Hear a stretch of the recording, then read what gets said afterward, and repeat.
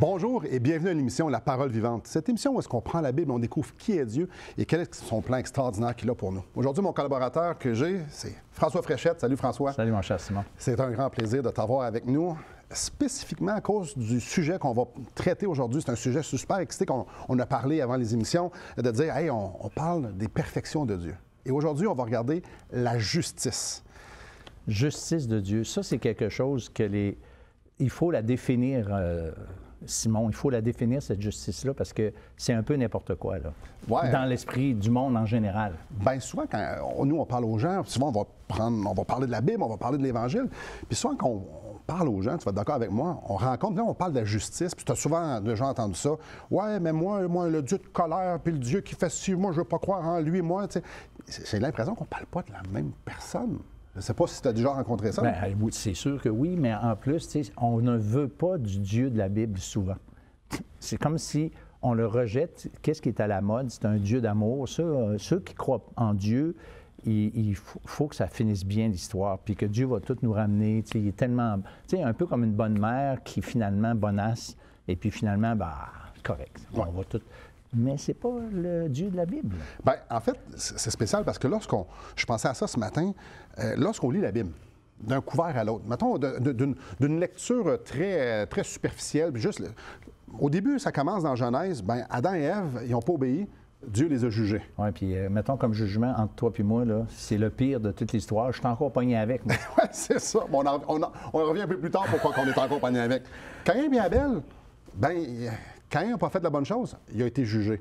Là, je ne les dirai pas toutes, là, mais après ça, il y a eu Noé avec le déluge, un autre jugement. On le sort quelques années, Sodome et Gomorrhe. Ah, mais ça, là, c'est le Dieu de l'Ancien Testament, mon cher Simon. Oui, c'est justement. Tu l'as entendu, ça? Bien, j'ai entendu certains. Puis là, on dit, OK, bien, on va aller voir le Nouveau Testament. Bon, Ananias et Saphira sont morts sur le champ à cause qu'ils ont menti au Saint-Esprit. Dans 1 Corinthiens chapitre 11, ça c'est dans le Nouveau Testament, là. Dans 1 Corinthiens chapitre 11, il y a des gens qui prenaient la table du Seigneur sans discerner ce que c'était, puis faisaient ça un peu comme n'importe quoi. Ça nous dit qu'il y en a qui, à cause de ça, qui étaient malades et qui mouraient.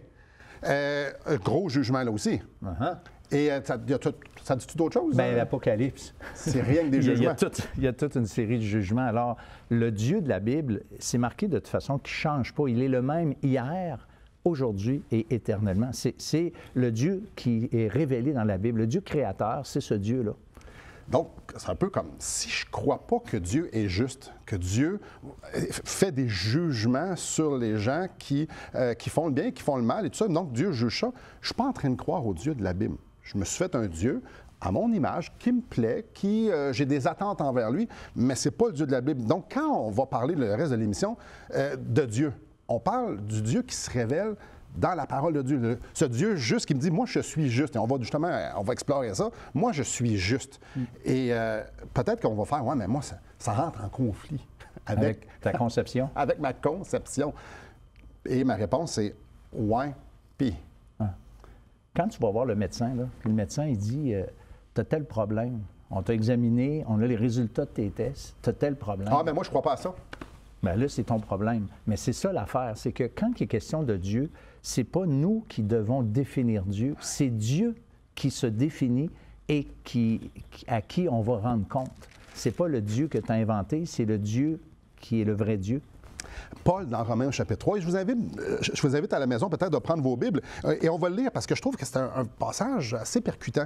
Dans Romains chapitre 3, verset 5, ça nous dit « Mais si notre injustice établit la justice de Dieu, que dirons-nous? Dieu est-il injuste quand il déchaîne sa colère? » Je parle à la manière des hommes. Donc, quand Dieu agit, puis moi je l'examine, puis je le critique, puis je le juge, il va toujours entrer en conflit avec ce que je pense. Mm-hmm. Parce que mon injustice ne peut pas établir la justice parfaite de Dieu. Donc, c'est important de dire, moi, je vais prendre ce qu'il m'a donné, la parole de Dieu, sa révélation, puis je vais l'étudier, je vais regarder pour découvrir qui lui est. Mm. Donc, à la maison, ça se peut qu'il y a des gens qui fassent comme « ouais, j'aime pas ». Et c'est là que ça prend une bonne dose d'humilité de dire « attends un petit peu, je vais laisser Dieu être qui est ouais. ». Parce que c'est la seule façon que je vais pouvoir comprendre qui moi je suis. C'est ça. Oui, exactement.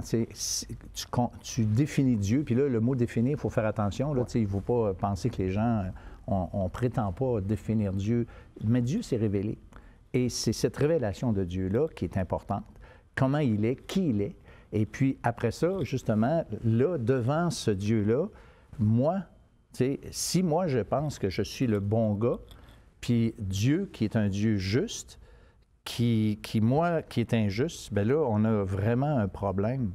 Mais qu'est-ce qu'on fait avec ça? C'est ça l'affaire. Est-ce que j'accepte ça au départ, puis j'écoute jusqu'au bout de son pitch pour écouter ce que Dieu a à me dire?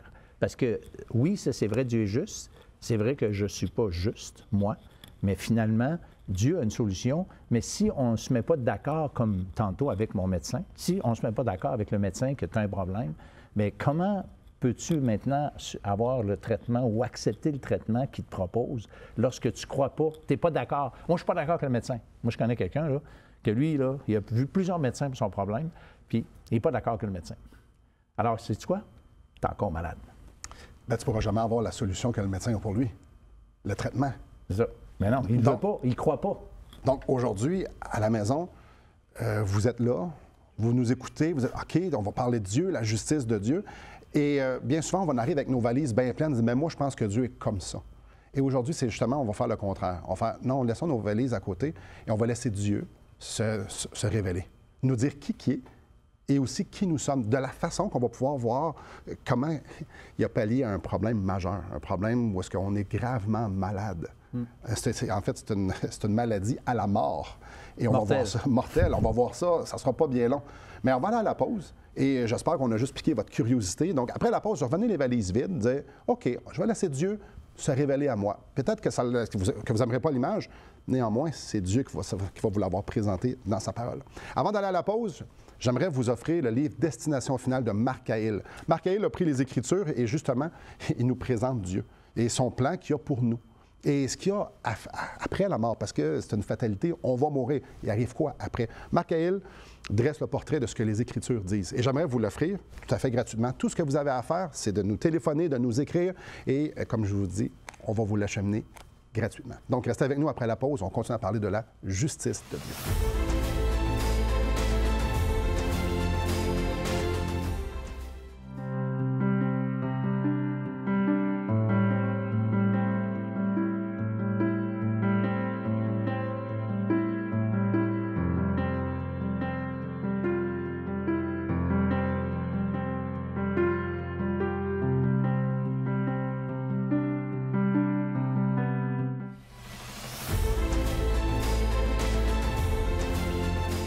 Bonjour à vous. Oui, on parle de la justice de Dieu. Mais avant de parler de la justice de Dieu, je crois que c'est bon d'établir un peu une certaine base de c'est quoi la justice. Sur quoi la justice repose? Parce que la justice, c'est un mot qu'on peut amener un peu partout, puis tout ça. La justice repose sur la vérité. On peut se ramener à une cour de justice, au palais de justice, où on passe devant le juge et tout ça. Sur quoi que le juge se base? Sur des faits véridique. Donc, la loi est faite sur des choses qu'on a établi que ça, c'était bon, puis ça, c'était pas bon. C'est bon aimer son prochain, c'est pas bon le tuer, ou lui voler, ou l'agresser de quelconque façon. Donc, c'est basé sur la vérité. La justice, c'est quelque chose qui est basé sur la vérité et sur ce qui est bon et sur ce qui n'est pas bon. Et ça nous amène là, on vient de se séparer, qu'on réfléchit à ça, on parle de la justice de Dieu et la nôtre. Moi, je ne sais pas pour toi, François. Ben oui, je le sais pour toi. Parce qu'on se connaît. Les autres, ils le savent peut-être pas, mais on se connaît aussi. Ouais. Moi, établir la justice de Dieu, c'est dur parce que je suis injuste. Tu sais, quand on parle de vérité, ben j'ai déjà menti. J'ai déjà fait quelques petits trucs qui font en sorte que moi, je suis injuste. J'ai fait des choses mal. Je ne m'appuie pas toujours sur ce qui est bon et sur ce qui est vrai. Et c'est pas encore moins ça qui sort. Fait que j'ai un problème. Oui, c'est ça. Bien, écoute, il y a quand même plusieurs versets dans la Bible qui nous disent que Dieu est juste. Là, par exemple, le psaume 11 nous dit « Car l'Éternel est juste, et non seulement ça, il aime la justice. Il est juste, puis il aime la justice. Ça veut dire qu'il haït aussi l'injustice, forcément. On le voit dans toute la Bible, là, comment il y a horreur des injustices quand les gens commettent des injustices les uns vis-à-vis des autres, par exemple. Dans Ésaïe, chapitre 45, Dieu dit, il n'y a point d'autre Dieu que moi. Je suis le seul Dieu juste. Le seul Dieu juste. Il est juste dans sa personne. Alors, Par conséquent, ce Dieu juste doit nécessairement agir avec une entière et parfaite justice. Alors, la Bible dit aussi ailleurs que ce Dieu juste-là ne peut tenir le coupable pour innocent. Alors là, on a un problème. Bien évidemment, lui agit toujours selon la vérité, il agit toujours selon ce qui est bien, parce que c'est ce qui est. Donc, s'il arrête d'être juste, bien, il ne peut pas parce que c'est contre sa propre nature à lui. Et là, on vient de, comme tu dis, il veut rentrer en relation. Il y a des relations avec des injustes. Donc, moi, je suis injuste. Lui, il est parfaitement juste, vrai, bon. Comment ça va? Il y a un problème? Bien, il y a un problème. On va le dire de même, Dieu a un problème. Écoutez, quand le péché est entré dans le monde, écoute, Dieu, il n'a pas dit « Oh boy, j'avais pas pensé. » Hey, Siro, qu'est-ce qu'ils ont fait là? Je vais faire quoi? Il se gratte la tête. Non. Dieu, c'est marqué, la Bible, là, Dieu avait un plan avant la fondation du monde. C'est quelque chose, là... Il n'a jamais été pris de court, lui, là. Non, jamais. Non. Ça, il faut comprendre ça. Alors, le sérieux problème que Dieu a, si on peut... Ça, c'est une façon très humaine de l'exprimer. Ouais. Le problème que Dieu a, c'est que Dieu nous aime. Puis il nous aime vraiment. Tu sais, comme toi, tu aimes tes enfants, comme nous, à la maison, vous, là, vous aimez vos enfants, puis vous êtes prêts de faire bien des affaires pour eux. Mais si un de vos enfants se faisait, par exemple, arrêter par la police parce qu'il a commis un délit, si vous êtes normal, vous allez comme trouver qu'il faut que la justice s'accomplisse, mais il y a quelque chose qui vous vire à l'envers en dedans parce que c'est pas ça que vous voulez pour votre enfant. Vous êtes prêts de faire les pieds et des mains pour le dégager de ça. Mais il y a un autre problème, Simon, c'est que nous aussi, on a un problème. Tu sais quoi, mettons? Tu le sais, je vais te le dire, OK? c'est que nous, Dieu nous aime, mais nous, on ne l'aime pas, Dieu.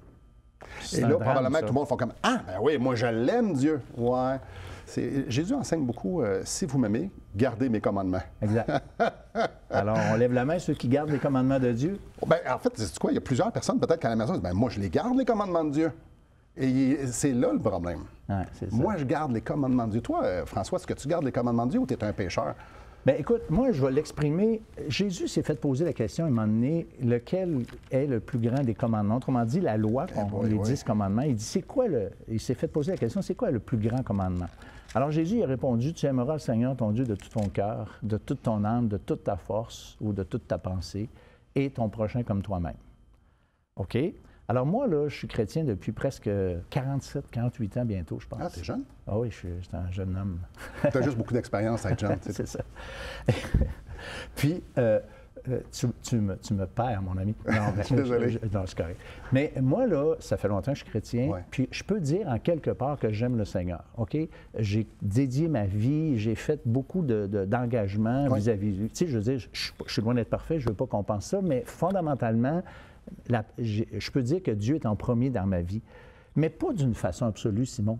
Parce que, oui, aimer Dieu de tout notre cœur, de toute notre pensée, de toute notre force, moi, là, dans des petits moments bien précis dans ma vie, lorsqu'on est, par exemple, réunis en Église et puis on loue le Seigneur, on l'adore, puis là, il y a des petits moments là, que peut-être je peux dire « j'aime Dieu de tout mon cœur ». T'as l'impression de toucher le pan de sa robe. Oui, c'est ça. T'sais. Sauf que je ne suis pas descendu, puis ça se peut que je me chicane avec ma femme en s'en allant. Là, alors, c'est pas vrai que j'aime Dieu de tout mon cœur, c'est faux. De penser que chaque chose qu'on fait est pour résultat la louange et la gloire de Dieu. Chaque chose. Que moi, d'une façon désintéressée, tout ce que je pense, tout ce que je dis, tout ce que je fais, en tout temps, ce soit pour l'unique gloire de Dieu. Oublie ça. Ouais, oublie ça.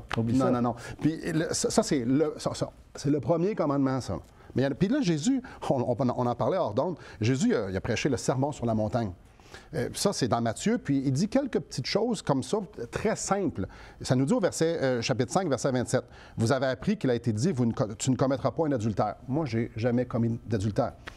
Mais moi, je vous dis que quiconque regarde une femme pour la convoiter a déjà commis un adultère avec elle dans son cœur. Oh oui, OK. Ça nous dit aussi que, mais moi, je vous dis, aimez vos ennemis, bénissez ceux qui vous maudissent, faites du bien à ceux qui vous haïssent et priez pour ceux qui vous maltraitent et qui vous persécutent. Il y a des gens, là, Simon, qui pensent qu'ils sont capables de faire ça. Aïe, aïe. Ça me tue, moi. Ça nous dit qu'il ne faut pas mentir. Ben, moi, je suis coupable de ça. Donc, Dieu me dit, moi, là, je suis parfait dans toutes ces choses-là. Et il nous dit clairement dans sa parole, vous ne l'êtes pas. Et j'espère qu'à la maison, vous êtes assez lucide pour voir ça. moi, je ne suis pas parfait. Puis de comprendre que Dieu dit, mais moi, je le suis. Parce que sinon, il ne serait pas Dieu. Donc, moi, je suis parfait. Nous, on a une petite conception de ce qui pourrait être parfait, de ce qui pourrait être bon. Lui, il dit, bien, moi, je le suis. C'est moi qui détermine ce qui est bon puis ce qui est mal. Et je suis venu vous l'annoncer. Voici, juste m'aimer tout le temps. On fait, ben non, moi, je ne peux pas. C'est dur, c'est pas que je ne suis pas capable. Et il est là le problème. Quand on parlait que le Dieu de la Bible, c'est un Dieu juste et il doit juger, le problème, c'est que nous, on ne veut pas nécessairement tout le temps suivre ce qu'il y a pour nous. Puis lui, il nous demande de le faire. Il y a un problème entre les deux. On a un problème de relation, on a un problème énorme. Et après la pause, on va justement voir où est-ce que l'amour de Dieu, parce que Dieu est vraiment amour, et sa justice se rencontrent. Et comment Dieu a pallié, comment Dieu a réglé ce problème-là. Donc, restez avec nous après la pause. On va découvrir ça ensemble. Depuis maintenant 15 ans, nous avons l'immense privilège d'annoncer la bonne nouvelle de Jésus-Christ. Par la grâce de Dieu, nous avons fait plus de 500 émissions, distribué gratuitement des milliers de livres et que dire des centaines de personnes qui ont répondu par la foi à l'appel de Jésus. Aujourd'hui, nous aimerions inviter ceux qui ont reçu cette bonne nouvelle à faire équipe avec nous. Aimeriez-vous avoir un impact dans la francophonie pour l'Évangile? Joignez notre équipe en participant financièrement à la production de l'émission et en nous permettant de continuer à offrir de la littérature gratuitement à ceux qui sont ouverts à l'Évangile. Contactez-nous.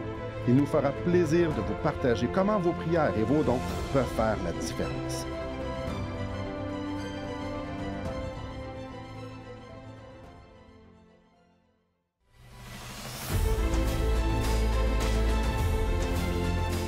Bonjour à vous. François, c'est clair, on est lucide, nous, on n'est pas parfait. Et de la façon que Dieu se révèle, c'est que lui, il l'est.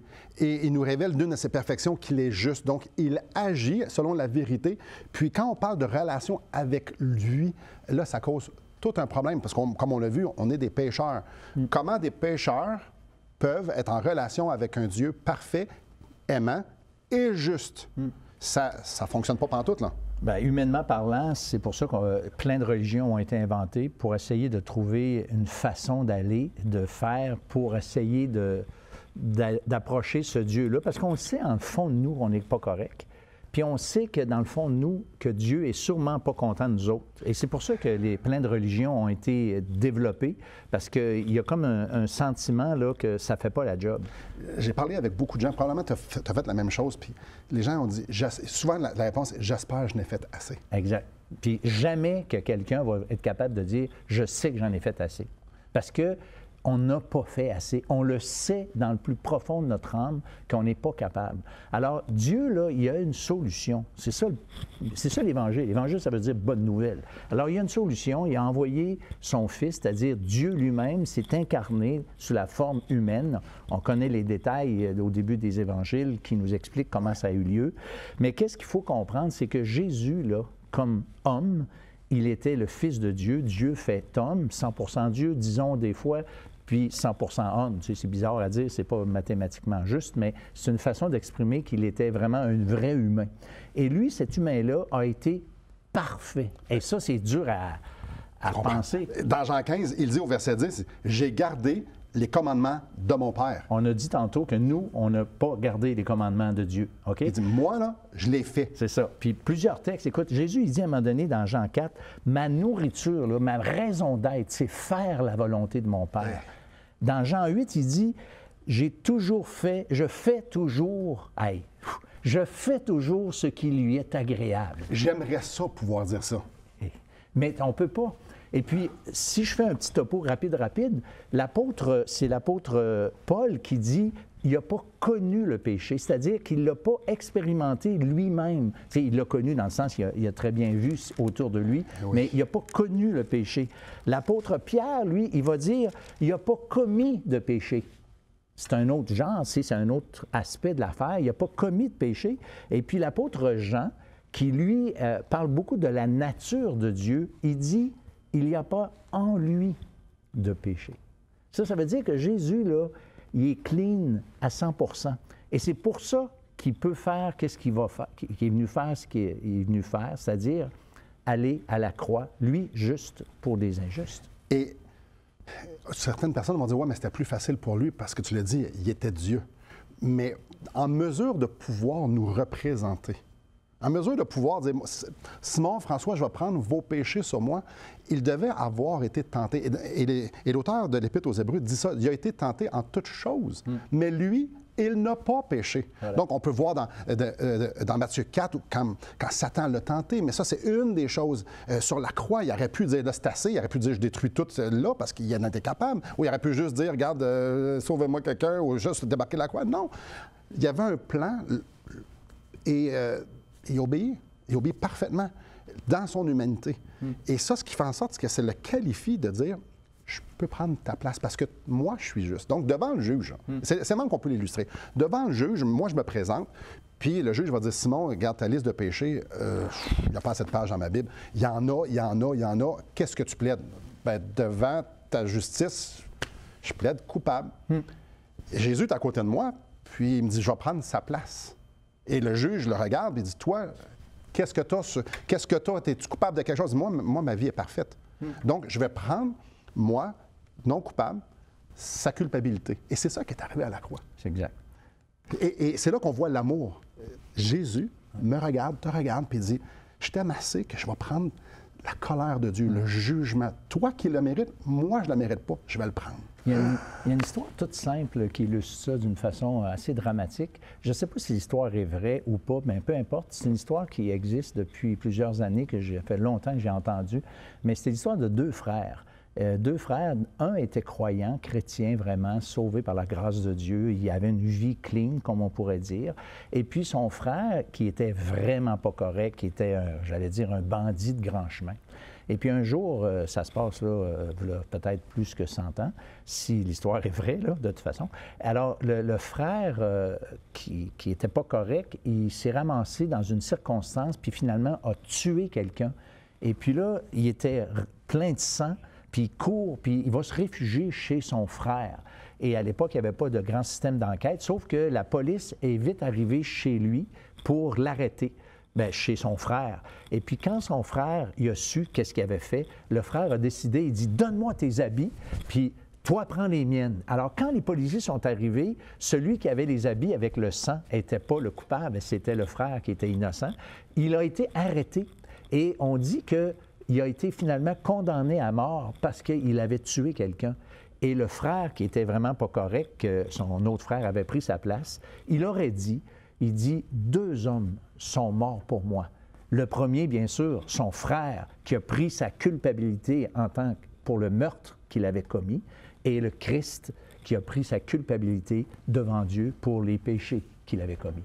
C'est tellement une belle histoire, parce que quand je mets ma foi, quand je dis oui, Jésus, je veux que tu portes mes péchés à la croix, je reconnais que ce que tu as fait, c'était pour moi.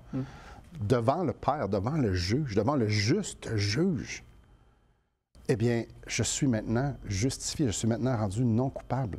Il a pris mes péchés. Et maintenant, je suis non coupable parce qu'il y a quelqu'un d'autre de parfait qui a été coupable pour moi. C'est pour ça que je suis et que tu es capable de dire « je suis sauvé ». Je suis pardonné. Pas parce que je suis tellement bon là, que Dieu m'a sauvé. Écoute, il est tellement bon, François, que je vais le prendre avec moi. Tu sais, je veux dire, ça se peut pas quelqu'un bon de même. C'était tellement pas ça. C'est exactement le contraire. Et c'est pour ça qu'on peut dire, oui, je suis sauvé, je sais que je suis sauvé, parce que la seule réponse, c'est Christ est mort pour moi. Il a satisfait la justice de Dieu. C'est ça. À ma place. Moi, je ne pouvais pas satisfaire la justice de Dieu parce que j'étais injuste. Lui, le juste, l'a satisfait pleinement. Mais quelle offre! Et tout ce qu'il me demande, c'est, est-ce que tu crois que ce que j'ai fait était assez? Sur la croix, il a dit, tout est accompli. Est-ce que ça, c'est suffisant pour pouvoir être justifié? Je vous pose la question juste avant d'aller à la pause, pour que vous puissiez réfléchir. Est-ce que le sacrifice de Jésus est suffisant pour vous pardonner de tous vos péchés? Reste avec nous.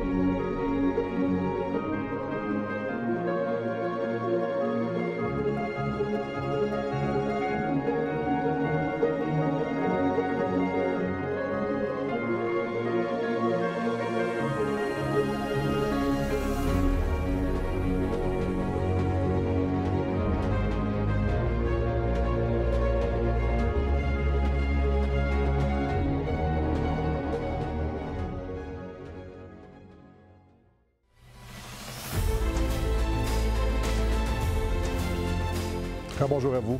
On commence avec le début. On a un Dieu parfait, on a un Dieu qui est juste, qui agit toujours selon la vérité et selon ce qui est bien.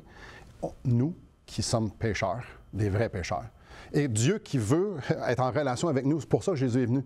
Lui qui était juste, lui qui a accompli parfaitement, il est venu mourir, prendre justement cette culpabilité-là qu'on avait pour qu'on puisse être juste devant le Père. Donc, il y a eu cet échange-là. Je prends tes péchés, tu prends ma justice. Mais comment on fait pour saisir ça? Mettons, il y a quelqu'un à la maison qui entend ça. Dit, comment je fais, moi? Ouais. Bien, ça, c'est une bonne question. Puis, je ne sais pas, il y a plusieurs façons de l'illustrer, mais plusieurs connaissent l'histoire de fils prodigue. Là. Le fils prodigue qui a quitté la maison parce qu'il voulait faire ses 4 volontés, et puis le père qui attendait le fils. Puis, quand le fils est revenu, le père a accueilli le fils. Mais dans cette histoire-là, l'illustration de revenir dépendant du Père, elle est vraiment importante. La Bible appelle ça la repentance. C'est-à-dire que c'est pas le salut offert en Jésus-Christ gratuit parce qu'il a payé. C'est pas comme gagner la loterie puis tu continues de faire qu'est-ce que tu veux avec ton billet de loterie, avec l'argent que tu as reçu.